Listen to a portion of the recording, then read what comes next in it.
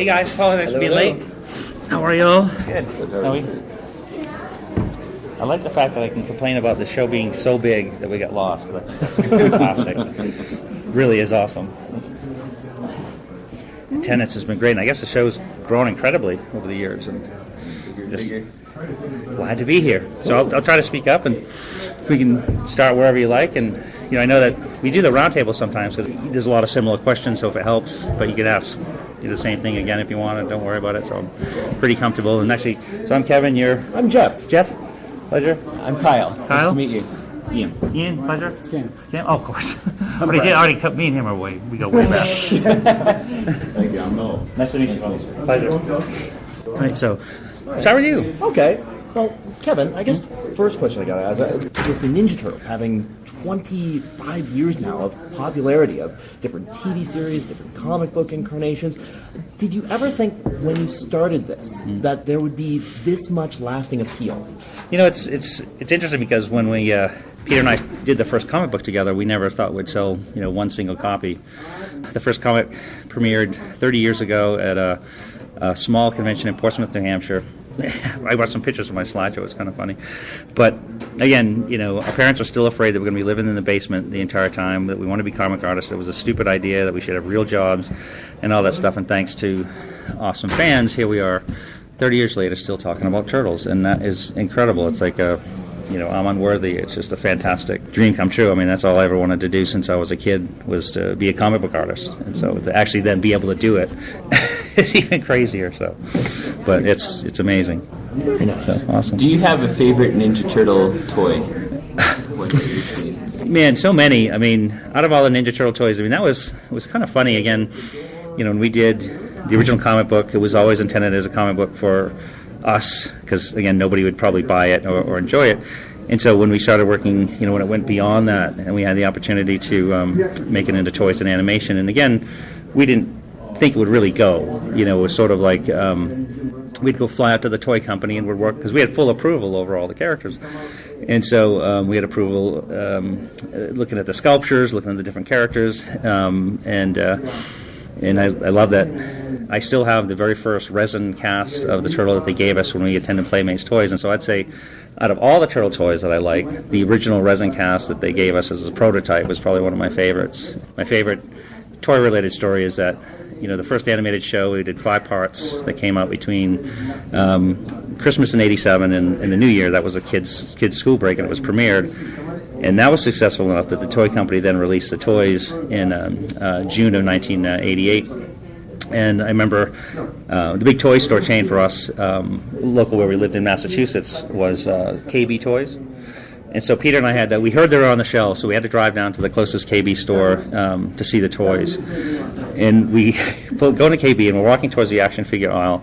And as we're going into the action figure aisle, there's a mom dragging her young son, out of the action figure aisle, and she's saying, "No, I'm not buying you one of those stupid Ninja Turtles." And we were like, "Oh, what have we done?" But that was June of '88, and by then they had greenlit the next 8 episodes. So we'd have 13 episodes for a season of the animated show, and that's sort of when we strapped on the seatbelts and held on for dear life. When fall of '88, when the new shows came out, it just went crazy. So, thanks. What did you think of the TMNT knockoffs that came out shortly afterwards? Did you have anything you enjoyed that you are a favorite of, or? The knockoffs that came out after the first issue of the Turtles was, it's sort of one of those things. First, I'll say it was the highest compliment and flattering, because we were a knockoff ourselves. When you think when Peter and I created the Turtles, I always like to say we really stood on the shoulders of giants, in that we were inspired by Jack Kirby and Wally Wood and so many artists that actually inspired us to draw in the first place. And it was guys like Dave Sim, Dave Sim was one of the biggest main influences on us for self-publishing. And Wendy and Richard Peeney, who were also amazing self-publishers, publishing black and white comics before we started. But the fact that Dave Sim started doing Cerebus as kind of a Conan parody, this little aardvark running around, drawn like Barry Windsor Smith, in this whole thing, and we all know what Dave accomplished, which is such a huge and awesome thing. we decided that, like, look, well, let's come up with our own animal character. Let's parody some of our favorite things, which was Daredevil and New Mutants and Ronin, of course. And so we were already sort of a parody and knockoff of all the things that we liked in comics, and tried to make it as original and as our own as possible. So when it came out and it became a success, suddenly there's the radioactive adolescent black belt hamsters, there's gangrene jiu-jitsu, something gopher gerbils, and I think we counted at the height of we call it the black and white boom and bust, because I think people saw that Peter and I can do it, well, anybody can do it. And so I think there were 21 towards the end, and it was fantastic. But we thought it was awesome, and we loved it, and it's just interesting. And again, I take it as a huge compliment to our fans and all that most of those don't exist anymore, but we're still here, and that's pretty cool. Yes, sir. So, besides Teenage Mutant Ninja Turtles, what in your career are you most proud of? Probably I'm most proud of my career is,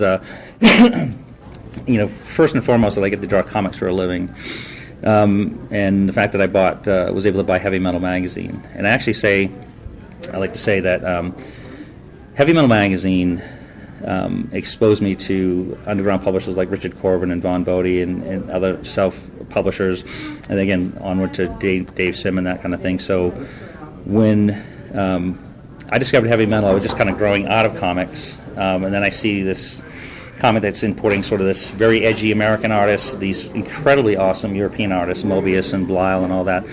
It just blew my mind. It was sort of solidified the fact that you can tell any kind of story you want to in a comic book, in a comic story. So it was the opportunities were infinite. And so leading to the underground publishers like Dave Sim, when Peter and I created the Turtles, we didn't want to sell it to another publisher, or we wanted to do it ourselves for a number of reasons. So we scraped together enough money and borrowed a little money. We published the first issue, and because we self-published the Turtles, we owned all the rights to our characters. We were allowed to benefit from the success of our characters, and that allowed me to buy Heavy Metal. So I say Heavy Metal helped me create the Turtles so I could buy Heavy Metal. And so I've run Heavy Metal now I bought it in 1990, and so it's still a 4-person company. I get to pick all the art, the covers, interact with all these different artists all over the world, and I think it's, it doesn't feel like a job because it's just awesome. I get exposed to this incredible art all the time, So yeah, besides the Turtle, I'll say Heavy Metal is one of my favorite things. And the Words and Pictures Museum, but we can talk about that later. So that was an awesome thing too. Yes, sir. I was wondering if you could talk a little bit about Tundra Publishing, and why do you think it wasn't as successful as you had hoped, and do you think it would do better now? Tundra Publishing was really a dream. Around the time that the Turtles at the height of the success in 1989, 1990, a couple things that. A couple points and a couple decisions I had arrived at is we were such huge fans of Jack Kirby and so many, Steve Ditko and so many of these artists that didn't own their own rights to the characters. A lot of artists that we were going out to meet at trade shows and things like that were working for the man, as I'd love to say. They're working for Marvel or DC, still having a great time, but they had to draw Spider-Man, they had to draw Captain America, they had to draw a lot of these projects to pay the bills, and they always say, I wished I could do my own stories. I've got my own ideas, so it ended up like the more conventions I went to, it would always end up at the end of the show. All the artists would end up in some bar or lounge all talking about projects they'd like to do and things they'd like to do, but they can't afford to do it because they have to draw Spider-Man every month. And so that was sort of the concept and the basis and the foundation of Tundra, and I followed the path and the vision that the Beatles had with Apple Records. I wanted to do a creator-friendly company where the creators own their projects, where the creators benefited, in often cases, up to 80% of the total revenues from that project, and they could do anything they wanted to, and I was going to bankroll it, and I figured that it would finally allow artists the same dream that I had been lucky enough to have, is to write and create and draw my own stories. And so that was the initial conception, and I always said, I want to do this, but I don't want it to end up like Apple Records, which it unfortunately did.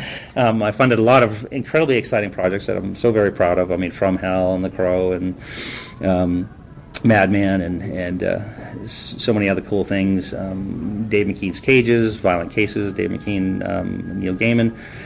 And it was just, the market, I think, just wasn't ready for it. We published in odd sizes, and the biggest complaint we'd get from collectors is we can't find comic bags to put them in. Nothing to do with the content or whatever. And so at the same time, you'd have guys like Dave McKean doing Arkham Asylum, which was selling several 100,000 copies, and then we're doing Dave McKean's Cages, and it's selling 12,000 copies, and it wasn't even covering for the cost of doing it. But I still stuck to my guns and wanted to see that company realized and successful, but it just was the wrong time. And I think if it was done now, I think it would have a better chance to do it, because I think the comic market from the early 90s to now, here we are, my goodness, how many 20 plus years later, has grown up so much, and the world's gotten smaller and people are exposed to lots more material and edgy material. So I think today it would work much better. And that was sort of, Tundra was at the same time I formed Words and Pictures Museum, because I was always, the dream I had with Words and Pictures was the same experience that I had when I was developing Tundra, which was, when I wanted to be a comic artist, my parents were afraid I was going to live in the basement the whole time, and that you can't make a living doing that. How can you support a family?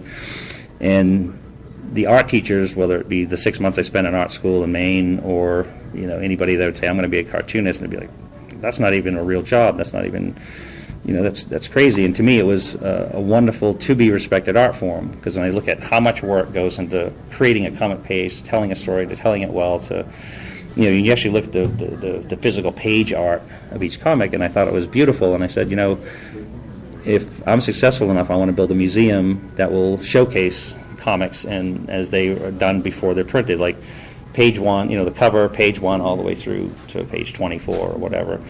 And that was a concept for the Words and Pictures, was to showcase comic in a really interesting setting, to expose you to the world of comics, and to get people to try to respect it as an art form. And that was the dream with Words and Pictures. Going to go around again? Yeah. Sure.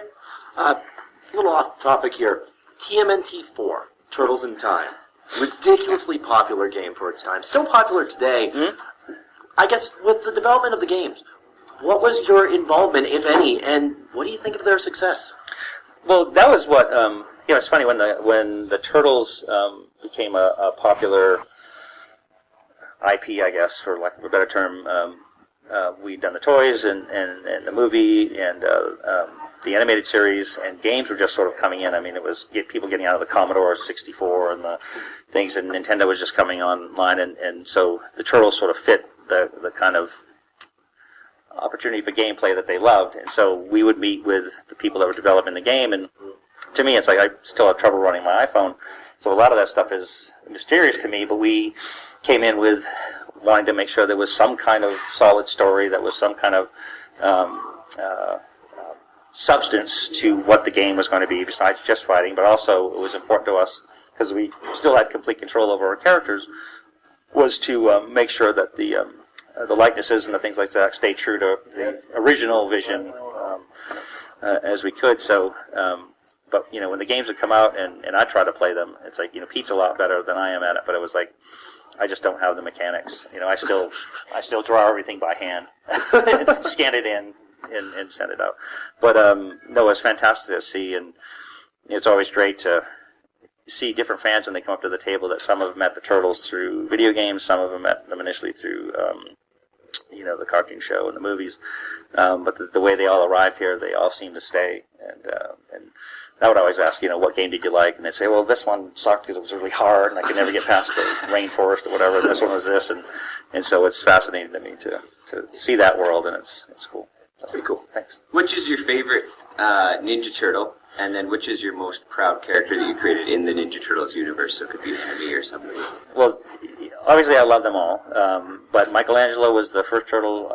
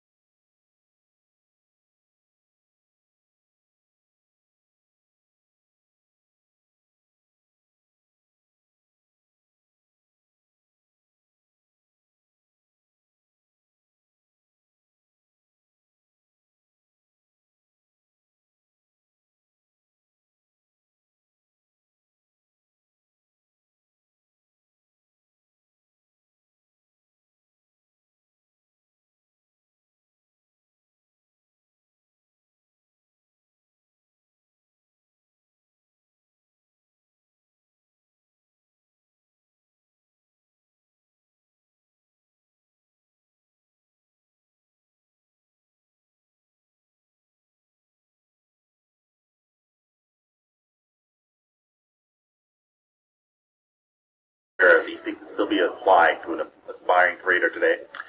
I think some of the same processes are the same in respect that the people that want to get into comics are inspired by comics that they read growing up, and they gravitated towards artistically and creatively, and that's their chosen outlet to express themselves.